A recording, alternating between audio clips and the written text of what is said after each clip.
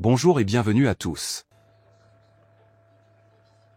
Des sources maliennes ont révélé qu'une rencontre secrète a eu lieu entre le ministre malien des Affaires étrangères Abdoulaye Diop et des responsables israéliens lors de son récent déplacement au Maroc. Objectif, se mettre d'accord sur une date pour annoncer la normalisation des relations entre le Mali et l'entité sioniste. Selon les mêmes sources, les négociations ont comporté une clause portant sur l'arrestation de dignitaires religieux maliens aux fins de les empêcher de s'exprimer sur les crimes contre l'humanité que l'armée israélienne commet à Gaza et en Cisjordanie. L'opération est parrainée par les Émirats arabes unis. Abu Dhabi s'est en effet engagé à fournir des financements. Avant de commencer, n'oubliez pas de vous abonner et d'activer la cloche de notification pour ne rater aucune de nos prochaines vidéos. C'est parti. En contrepartie de la rupture par le Mali de ses relations avec l'Algérie et d'un engagement ferme de rallier les pays qui ont fait allégeance au régime de Tel Aviv dans le cadre des accords d'Abraham, pilotés par le sous-traitant Mohamed Ben Zayed pour le compte de l'AIPAC, le puissant lobby sioniste faiseur de président aux États-Unis et dont le secrétaire d'État Anthony Blinken est l'obéissant factotum. Les Émirats auraient déjà déboursé 50 millions de dollars pour l'acquisition de drones de type Bayraktar auprès de la société turque Baykar avec la bénédiction d'Ankara. Les premiers exemplaires de cet appareil auraient été réceptionnés ce jeudi selon les mêmes sources, ce qui semble préluder une annonce imminente de l'établissement de relations diplomatiques entre les nouveaux dirigeants maliens issus du coup d'État militaire de mai 2021 et l'État hébreu conduit par le gouvernement du criminel Benjamin Netanyahou. Rien ne présageait ce retournement de situation, même si au regard du rythme effréné auquel évolue la situation chaotique mondiale, rien n'étonne désormais. Fin octobre dernier, le Premier ministre malien Choguel Kokala Maïga affirmait pourtant le soutien de son pays à la Palestine à l'issue d'une audience qu'il avait accordée à l'ambassadeur palestinien à Bamako. Citation, « Le Mali a toujours eu une position claire, sans équivoque, sur le droit de la Palestine à vivre en paix. Cette position n'a pas varié. » Fin de citation, avait-il assuré. Si les informations révélées par les sources maliennes venaient à se confirmer, cela expliquerait la réaction incongrue du régime malien suite à l'audience accordée par le président Tebboune à l'imam Mahmoud Dicko en tant que personnalité malienne, partie prenante du processus de paix parrainé par l'Algérie. Une audience qualifiée par le ministère malien des Affaires étrangères d'ingérence, allant jusqu'à convoquer l'ambassadeur d'Algérie à Bamako. Le ministre des Affaires étrangères Ahmed Attaf avait alors appliqué la règle de réciprocité en convoquant à son tour l'ambassadeur du Mali à Alger pour lui rappeler les principes immuables qui fondent la politique étrangère de l'Algérie, en tête desquels le refus de toute immixtion dans les affaires maliennes des États et le respect total de leur souveraineté. Non, dans les affaires internes des États et le respect total de leur souveraineté. L'influent religieux malien avait expliqué dans un enregistrement vidéo réalisé à partir de sa chambre d'hôpital que le président algérien avait souhaité sa venue pour évoquer la situation du Nord Mali, notamment Kidal, en lui signifiant que rien ne peut toucher le Mali sans que les retombées ne se fassent sentir sur l'Algérie. Or, avec cette annonce, des tractations secrètes entre le pouvoir malien et l'État hébreu avec la complicité du Maroc, des Émirats arabes unis et de la Turquie qui dirige d'une main de fer le captieux Recep Tayyip Erdogan, les retombées se feront ressentir davantage et la menace n'en sera que plus grande sur l'intégrité et la sécurité de l'Algérie. Fin de citation de l'article de algériepatriotique.com. Nous commençons notre travail d'analyse qui est la deuxième étape. Nous allons retenir les principaux arguments de cet article. Premier argument, l'article d'algériepatriotique.com de Nabil D affirme qu'il y a eu une rencontre secrète entre le Mali et Israël au Maroc. Ça, c'est la première thèse. Il y aurait eu une rencontre secrète entre le Mali et Israël au Maroc. Mais l'article dit aussi de qui il tient cette information. L'article dit « selon des sources maliennes ». Quelle source malienne? Aucune. Aucune source malienne n'est citée. Des sources maliennes. D'accord? La première affirmation, savoir que le chef de la diplomatie malienne est entré en contact avec un représentant de la diplomatie israélienne au Maroc. Elle est basée sur des sources maliennes qui ne sont jamais citées par Nabil D. algériepatriotique.com, tout son article est basé sur des sources maliennes inconnues. Autrement dit, il y a des gens au Mali qui auraient informé les Algériens que les autorités maliennes seraient allées rencontrer les Israéliens au Maroc. Mais qui sont ces gens? On ne sait pas qui ils sont. Deuxième argument, deuxième thèse de l'article d'Algérie patriotique. L'argument numéro 2 consiste à dire que le Mali aimerait arrêter les dignitaires religieux maliens qui veulent dénoncer les crimes d'Israël à Gaza et en Cisjordanie. C'est-à-dire que les dignitaires religieux maliens qui sont allés en Algérie seraient menacés uniquement parce que ces dignitaires dénoncent les crimes israéliens à Gaza. Et c'est pour cela que le Mali voudrait les arrêter. Voilà ce qui est affirmé dans l'article. N'est-ce pas? On reviendra sur chacune des thèses. Dans la troisième partie, on va montrer pourquoi c'est faux. Troisième élément. L'article affirme que le Mali a été parrainé par les Émirats arabes unis qui auraient acheté des drones pour le Mali en échange de la rupture des relations diplomatiques entre le Mali et l'Algérie et de l'allégeance du Mali à Israël. Quelle est la preuve de cette troisième thèse? Aucune preuve n'est donnée. Algérie patriotique attribue ces informations à ce qu'il appelle toujours ses sources maliennes. On passe à la quatrième thèse. L'article affirme que le Mali aurait retourné sa veste contre la Palestine et au profit d'Israël, sur le plan de la diplomatie. Que la diplomatie malienne serait devenue pro-Israël et anti-palestinienne. Quelle est la preuve de tout cela? Aucune. Ça encore, c'est les soi-disant sources maliennes. N'est-ce pas? À la fin de cette conférence, je vais faire un exercice d'écriture à la manière d'algériepatriotique.com. Dans cet exercice, je vais appliquer exactement les mêmes techniques que le site algériepatriotique.com. C'est-à-dire que je vais attribuer mes propres pensées, je vais les attribuer à des sources algériennes. Et on va voir comment on peut écrire à la manière d'algériepatriotique.com n'importe quel article pour mentir sur le dos de l'Algérie sans difficulté. Je vais vous donner un exercice d'application. On va écrire ensemble un article utilisant les mêmes méthodes qu'Algérie patriotique. On va l'utiliser pour écrire un article sur l'Algérie. D'accord? Et vous allez voir qu'il est très facile, quand on a un esprit fertile, de fabriquer des mensonges contre un pays. Bon, je continue ici. La thèse numéro 4 dit que le Mali s'est retourné contre la Palestine et le Mali soutient désormais Israël qui génocide le peuple palestinien. Quelles sont les preuves de soi-disant sources maliennes? Il n'y a aucune déclaration publique malienne qui est citée. Il n'y a aucune prise de position publique malienne qui est citée en faveur d'Israël et contre la Palestine. Mais Algérie patriotique écrit cela en disant que ce sont des sources maliennes. Thèse numéro 5. La thèse numéro 5 commence par l'adverbe de réserve si. Si les infos révélées par les sources maliennes venaient à se confirmer, alors cela voudrait dire qu'on vient de comprendre pourquoi le Mali a protesté contre l'Algérie. Le Mali aurait protesté contre l'Algérie parce que le Mali est en train de s'aligner derrière Israël, derrière les Émirats arabes unis, derrière l'OTAN, derrière les États-Unis d'Amérique. Ça, c'est ce qu'affirme le site algériepatriotique.com. Sixième thèse. On arrive à la sixième thèse. La sixième thèse de l'article dit que la réaction du Mali contre l'imam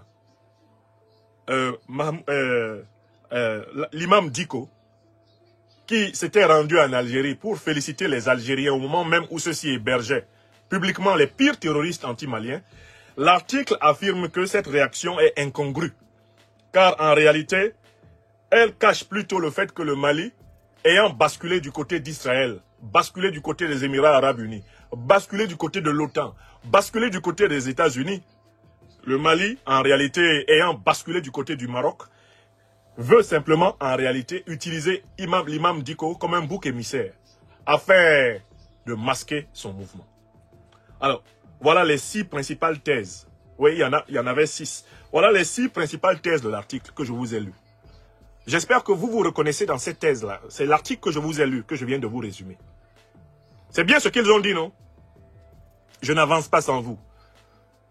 Que ce soit vous, mes frères et sœurs algériens qui écoutez cette émission. Je n'avancerai pas sans vous. C'est bien ce qui a été écrit, non? Par algériepatriotique.com, n'est-ce pas? Qui est connu comme un site de propagande en faveur de la politique étrangère algérienne. C'est un site qui est connu comme tel. D'ailleurs, il est signalé en permanence sur Facebook comme tel. Les logiciels de signalement de Facebook traquent même les articles du site algériepatriotique.com qu'ils considèrent comme un site de propagande. C'est-à-dire que même quand moi je publie un article d'algériepatriotique.com en ajoutant une mention critique sur cet article, Facebook m'adresse un signalement.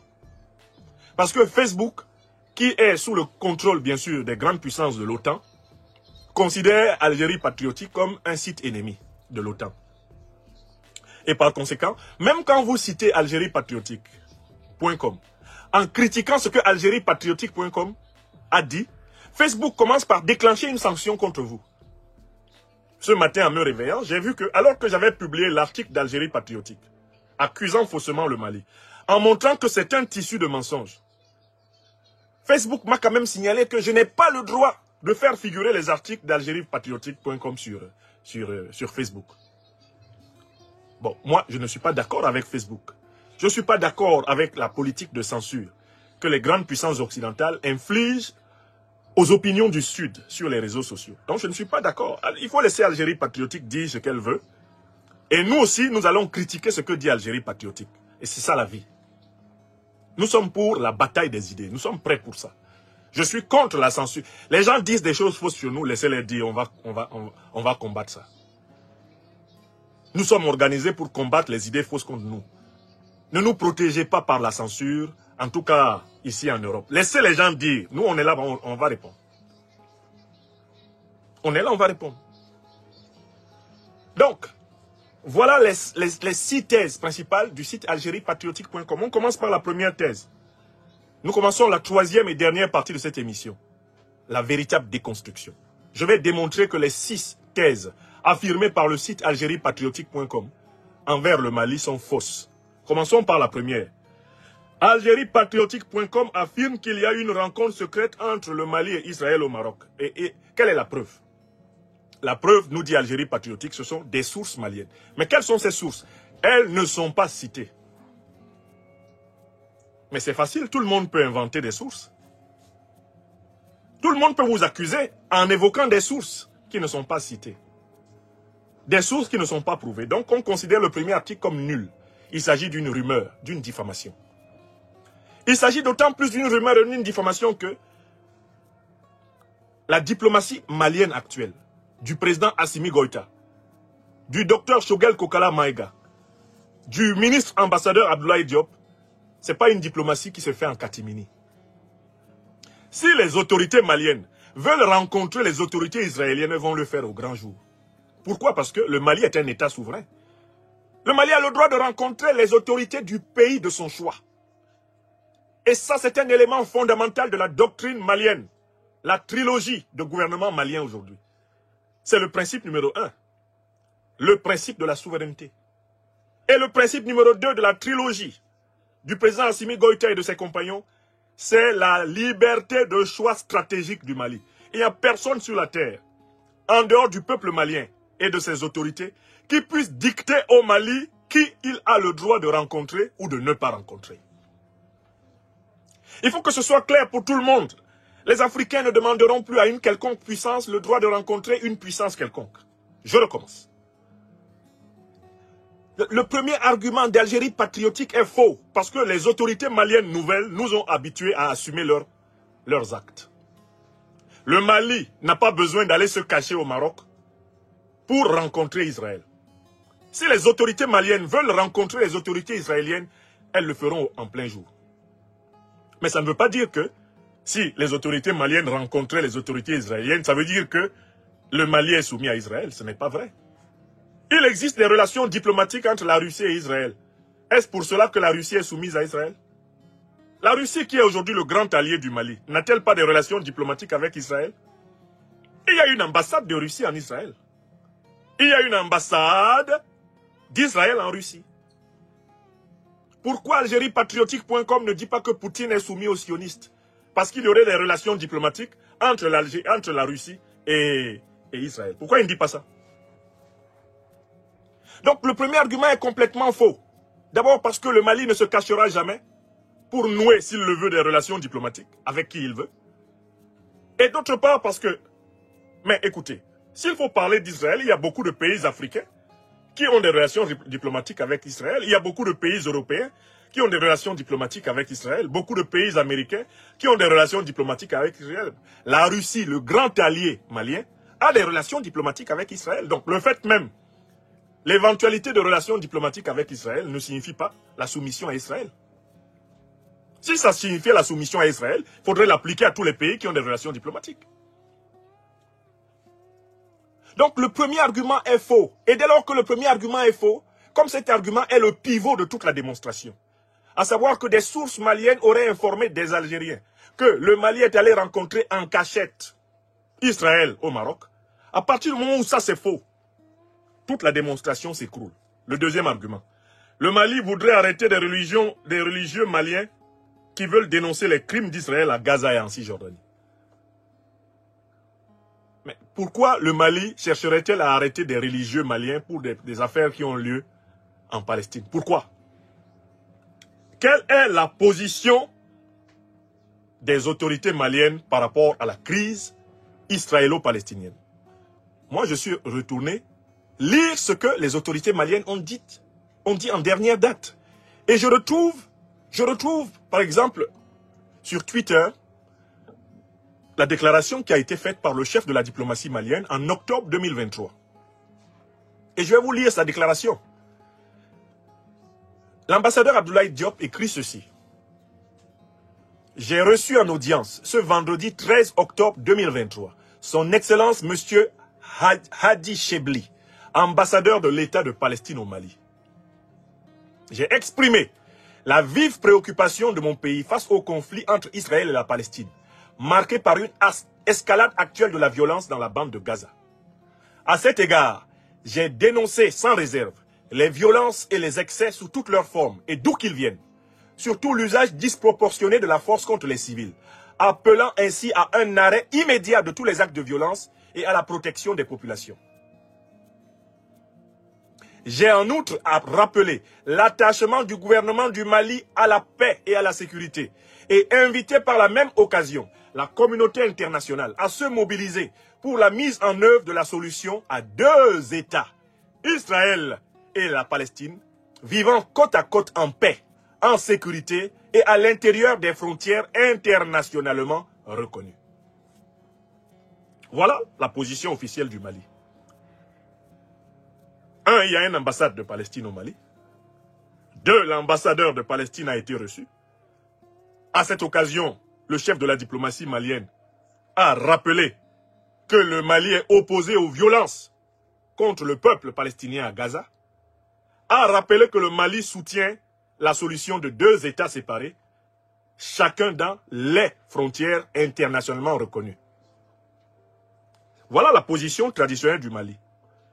Algérie patriotique devrait avoir le courage de citer le ministre des Affaires étrangères du Mali avant d'attribuer au Mali un retournement de veste contre le peuple palestinien. Qui plus est, à l'intérieur même de l'article, Algérie patriotique cite les propos du Premier ministre malien qui a dit ceci en fin octobre 2023. Le Mali a toujours eu une position claire, sans équivoque, sur le droit de la Palestine à vivre en paix. Fin de citation. Voilà les propos des officiels maliens. Si Algérie patriotique avait la preuve que le Mali empêche des dignitaires musulmans maliens de condamner la brutalité qui a lieu actuellement contre le peuple palestinien, mais pourquoi ne pas évoquer les propos par lesquels les dirigeants maliens auraient approuvé cette violence? Nous avons des propos des dirigeants maliens dénonçant la violence, appelant au respect du droit du peuple palestinien. Nous n'avons pas une seule déclaration des dirigeants maliens encourageant Israël à continuer à coloniser la Palestine, à continuer à exproprier les Palestiniens, à continuer à les éliminer. Nous avons plutôt des propos dénonçant cela et appelant au respect du droit international. Oui ou non? Donc Algérie patriotique se base sur quoi? Des actes imaginaires. Ils ont inventé des actes qu'ils attribuent aux dirigeants maliens, alors que dans les faits, nous avons des déclarations actées et datées. Je mettrai sous cette vidéo, que ce soit sur YouTube, Facebook ou TikTok, je mettrai à votre disposition les liens des déclarations officielles des dirigeants maliens en soutien au peuple palestinien, en soutien à une solution pacifique entre Israël et la Palestine et au respect des frontières internationalement reconnues. C'est-à-dire à la fin de la colonisation, au retrait des forces coloniales israéliennes du sol palestinien. Voilà la position malienne. Donc, dire que le Mali veut arrêter les dignitaires maliens parce que ceux-ci condamnent la violence d'Israël, c'est mentir. Parce que le Mali a condamné la violence d'Israël envers le peuple palestinien. Le Mali demande que soit respectée l'intégrité territoriale de la Palestine. Le Premier ministre malien a rappelé que le Mali a toujours eu une position claire, sans équivoque, sur le droit de la Palestine à vivre en paix. Je recommence les propos du Premier ministre, Choguel Kokala Maïga. Le Mali a toujours eu une position claire, sans équivoque, sur le droit de la Palestine à vivre en paix. Une troisième fois. Le Mali a toujours eu une position claire, sans équivoque, sur le droit de la Palestine à vivre en paix. Voilà la position. Alors, quelle est la source qui permet à Algérie, patriotique.com, de prêter aux dirigeants maliens une position contraire à celle qu'ils ont publiée, écrite et diffusée? Vous voyez? N'oubliez pas de vous abonner et d'activer la cloche de notification pour rester informé de nos prochaines vidéos. Restez à l'écoute pour les développements passionnants à venir.